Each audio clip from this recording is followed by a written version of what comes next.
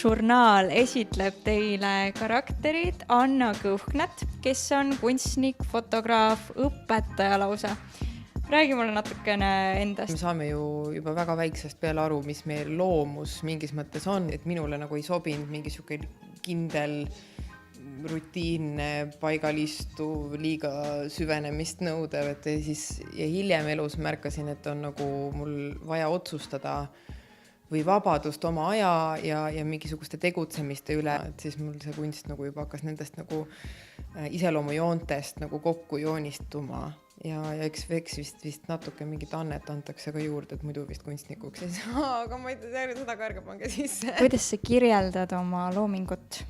Ma arvan, et ta on tundlik. Ta on naisepõhine, naise hingeelu või pigem ikkagi sisemaailma põhine. Mulle tundub, et ma lihtsalt räägin sellest, mida ma ise tean või millega ma tegelen. Me oleme praegu galerii Positiivis.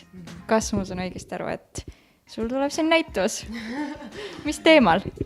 Elu kuidagi pani niimoodi, et olin hästi nagu oma mingis maailmas kuskil siuke 2 aastat. Ütleme, et kui mind oleks saanud loomaaiast vaadata läbi klaasi, et kuidas ma seal tegutsen ja siis kuidas ma väänlen ja proovin aru saada, et mis nagu toimub ja mingi siuke oma nende hingeprotsessidega tegelemine.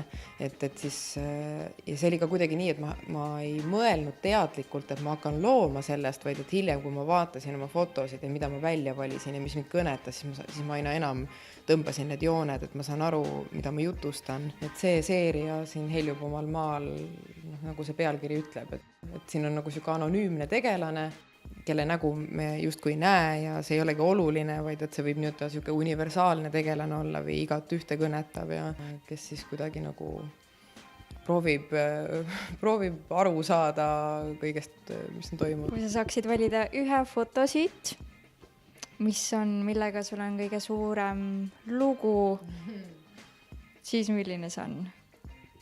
Ma arvan, et millegipärast ikka see sama postri Ehk siis see. Jah. Ma ei tea isegi, miks sellega on ka suur kuidagi lugu olnud. Ja mis lugu siis?